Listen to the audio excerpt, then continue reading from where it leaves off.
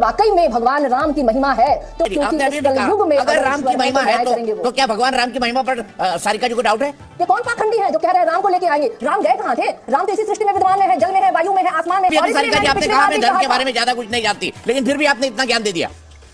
कोई बात नहीं, सुधांशु जी से जवाब ले लेते। वो चंद्रशेखर जी जो इनके शिक्षा मंत्री हैं उनके बारे में बोल रही होंगी, फतेह भैया, फतेह बहादुर जो पता नहीं क्या अनाप शनाप बोलते चले जा रहे हैं। अब मैं उनसे एक प्रश्न पूछना चाहता हूं, अगर मैं पत्रकारों से भी कहता हूं ये प्रश्न जरूर पूछिएगा आरजेडी के लोगों से, क्योंकि 2 लोगों की बीमारी बगैर अस्पताल में इलाज कराए केवल उनकी प्रार्थना के द्वारा, उनकी फोटो को रखकर प्रार्थना के द्वारा वो ठीक कर दी गई। ये चमत्कार करने के कारण उन्हें सेंटूर मिला है। और तो अब अगर ये प्रश्न पूछा जाएगा, जिस क्षण ये तेजस्वी जी से पूछा जाएगा, आप देखिएगा उनका सारा तेज समाप्त हो जाएगा, एकदम निस्तेज हो जाएंगे, आप वो नहीं बोल पाएंगे। फतेह बहादुर जी से पूछा जाएगा, उनके हाथ के तोते उड़ने लगेंगे। चंद्रशेखर जी से पूछा जाएगा, वो चक्कर खा के गिरने लगेंगे। इसीलिए मैं कह रहा हूं, द पॉलिटिकल डिबेट में आपका स्वागत है मित्रों। तुष्टीकरण में अंधी हो चुकी घमंडिया गठबंधन के नेताओं के द्वारा अक्सर सनातन धर्म को लेकर अभद्र टिप्पणी की जाती रही है, लेकिन जब इसी घमंडिया गठबंधन के पार्टी प्रवक्ता जब टीवी डिबेट में आते हैं तो अपने नेताओं के बयानों को जस्टिफाई करते हुए सनातन धर्म पर ज्ञान देने लगते हैं, चाहे इनको सनातन धर्म के बारे में कुछ भी ज्ञान हो या ना हो।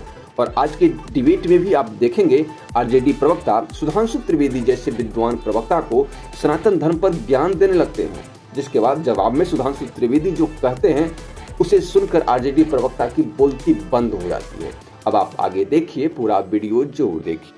राम से अधिक चर्चा आज मोदी की हो रही है तो निश्चित रूप से ये राजनीतिकरण जो है ना दीपक जी, ये विध्वंस का कारण भारतीय जनता पार्टी के लिए होने वाला है। अगर वाकई में भगवान राम की महिमा है तो राम की महिमा चलेगी और 2024 में इन भाजपाइयों को जो धर्म को राजनीतिक मंचों पे बेच रहे हैं, जो सनातन को हथियार के रूप में लोगों को साधने के लिए, अपने विपक्षी दलों को साधने के लिए इस्तेमाल कर रहे हैं, निश्चित रूप से इनका विध्वंस होगा। क्योंकि इस कलयुग में अगर राम की महिमा है तो क्या भगवान राम की महिमा पर सारिका जी को डाउट है?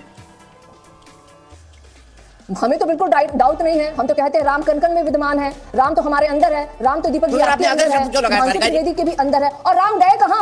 राम गए कहां दीपक जी, जिन्हें लाने की आवश्यकता पड़ रही है? प्रश्न तो यहां उठता है, ये कौन पाखंडी है जो कह रहे हैं राम को लेके आएंगे? राम गए कहां थे? राम तो इसी सृष्टि में विद्यमान है, जल में है, वायु में है, आसमान में है, धरती में, हम में है, आप में है। फिर ये कौन होते हैं राम को लेकर के कहीं से आने वाले? ये राजनीतिक प्रचारक, भारतीय जनता पार्टी के वो लोग जो कहते हैं झूठी भगवाधारी, झूठी हिंदुत्व को पुरोधा कहने वाले खुद को, ये वो हैं जो हिंदुत्व को बेच रहे हैं। खुद कहा आप धर्म के बारे में नहीं जानती, अभी सारिका जी आपने कहा मैं धर्म के बारे में ज्यादा कुछ नहीं जानती, लेकिन फिर भी आपने इतना ज्ञान दे दिया। कोई बात नहीं, सुधांशु जी से जवाब ले लेते। सुधांशु जी, आप धर्म का राजनीति में इस्तेमाल कर रहे हैं और जानबूझकर इसको एक पॉलिटिकल इवेंट बना रहे हैं। यार सारिका जी लगा रही है, वो कह रही है दलित, पिछड़े, दबे कुछ लोग की आवाज अभी भी दबाई जा रही है। डॉक्टर सुधांशु त्रिवेदी, देखिए सारिका जी ने जब बोलना शुरू किया कि आज सनातन धर्म पे इतना आघात किया जा रहा है तो मुझे लगा कि शायद उनके मन से कुछ सत्य बात निकल रही है। वो चंद्रशेखर जी जो इनके शिक्षा मंत्री हैं उनके बारे में बोल रही होंगी, फतेह भैया, फतेह बहादुर जो पता नहीं क्या अनाप शनाप बोलते चले जा रहे हैं, वो तेजस्वी जी जो कहते हैं कि मंदिर ज्यादा होगा कि अस्पताल ज्यादा होगा, या वो इरेडिकेशन ऑफ सनातन धर्म अर्थात हिंदी में कहें हिंदू धर्म का समूल नाश, इस ढंग की सेमिनार ऑर्गेनाइज करने वाले गठबंधन की बात कर रही होंगे, और डिसमेंटलिंग ग्लोबल हिंदुत्व यानी पूरी दुनिया से हिंदुत्व को समाप्त करने वाली अंतरराष्ट्रीय कॉन्फ्रेंसों के बारे में बात कर रही होंगी। परंतु उन्होंने जो बोला, तो अब मैं उनसे विनम्रता से कहना चाहूंगा कि अब आप लोग युवा पीढ़ी को रिप्रेजेंट करते हैं, ये अंग्रेजों के जमाने के पढ़ाए हुए वाहियात किस्म के इतिहास को कब तक याद रखेंगे? श्री राम जन्मभूमि का जब शिलान्यास हुआ तो जिस बाकायदा 4 ईंटें रखी जाती हैं शिलान्यास में, नंदा, भद्रा, जया, पूर्णा, उससे पहली 5वीं ईंट आप ही के प्रांत के कामेश्वर चौपाल से रखवाई गई, जो तथाकथित रूप से निचली जाती है। हम किसी को निचला नहीं मानते। ये बताइए, महर्षि वाल्मीकि रामायण के रचयिता हैं और आदि कवि माने जाते हैं, लौकिक संस्कृत के पहले कवि। आज वाल्मीकि समुदाय किसमें आता है? अनुसूचित जाति में। अब बताइए, दूसरा बड़ा हमारा महाकाव्य महाभारत, उसके रचयिता महर्षि वेदव्यास, उनकी मां क्या थी? मछुआरन। आज वो समाज किसमें आता है? कहीं पर एससी में, कहीं पर अति पिछड़े में।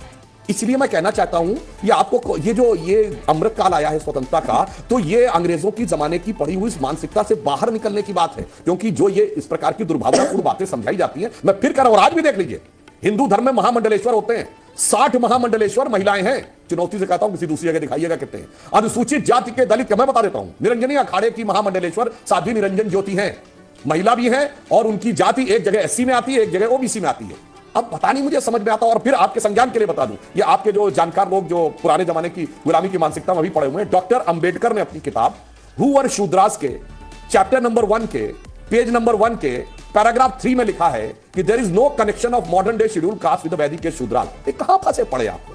आपके राज्य में नालंदा विश्वविद्यालय आता था, जहां पढ़ने के लिए अरब से भी लोग आते थे, आज का जमाने में जो सेंट्रल एशिया है उससे आते थे, चाइना से आते थे, हम दूसरे लोगों को पढ़ने देते थे, अपने लोगों को नहीं पढ़ने देते थे। ये जो विष बोया गया है अंग्रेजों के जमाने का, उससे बाहर निकलने की जरूरत। अच्छा बताइए, चंद्रगुप्त मौर्य, आज मौर्य समाज किसमें आता है? ये तो डॉक्यूमेंटेड हिस्ट्री में भारत का सबसे बड़ा साम्राज्य था, और चाणक्य के सहयोग से, यानी एक ब्राह्मण के सहयोग से सामाजिक सौहार्द को तार तार करना है, टुकड़े टुकड़े करना है। क्योंकि आज जानते क्या है, 20% अपना है, 80 में टुकड़े करना है। और मैं एक और तथ्य भी बोल दूं, जब ये धर्म के ऊपर अटैक करने की बात करते हैं, तेजस्वी यादव जी ने एक बयान दिया था कि भाई अगर बीमार हो जाओगे तो अस्पताल जाओगे या मंदिर जाओगे, बोला था ना। वैसे मैं एक और बात बता दूं, 24 अक्टूबर 1990 को समस्तीपुर में जब लालू प्रसाद यादव जी ने अडवाणी जी को गिरफ्तार करवाया था, आर्काइव्स में दूरदर्शन के जाके देख लीजिए, उन्होंने कहा था कुछ नहीं, हिंदू हिंदू कुछ नहीं होता, रामलला के भीतर नहीं गड़ा हुआ था, ये जात बिरादरी का देश है।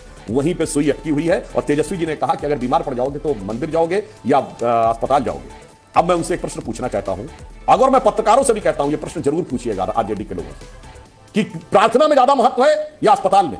मदर टेरेसा को सेंटहुड मिला है इस आधार के ऊपर, सेंटहुड यानी महान संत की उपाधि अलंकृत की गई है, क्योंकि 2 लोगों की बीमारी बगैर अस्पताल में इलाज कराए, केवल उनकी प्रार्थना के द्वारा, उनकी फोटो को रखकर प्रार्थना के द्वारा वो ठीक कर दी गई। ये चमत्कार करने के कारण उन्हें सेंटहुड मिला है। और चमत्कार करने की वेटिकन की डेफिनेशन में लिखा, it should not have any scientific explanation, यानी इसका कोई वैज्ञानिक आधार नहीं होना चाहिए।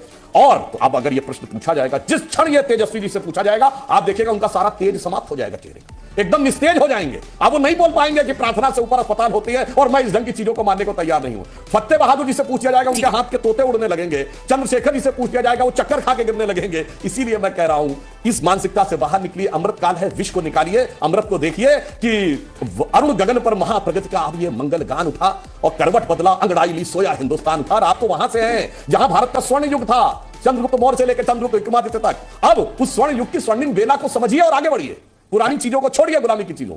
तो मित्रों, कैसा लगा ये डिबेट? अपने विचार कमेंट में जरूर लिखिए, वीडियो को लाइक करें, शेयर करिए, और अगर पहली बार हमारे चैनल पर आए हैं तो चैनल को सब्सक्राइब करने के साथ बेल आइकन जरूर प्रेस कर लें, ताकि नए वीडियो की नोटिफिकेशन आपको मिलती रहे।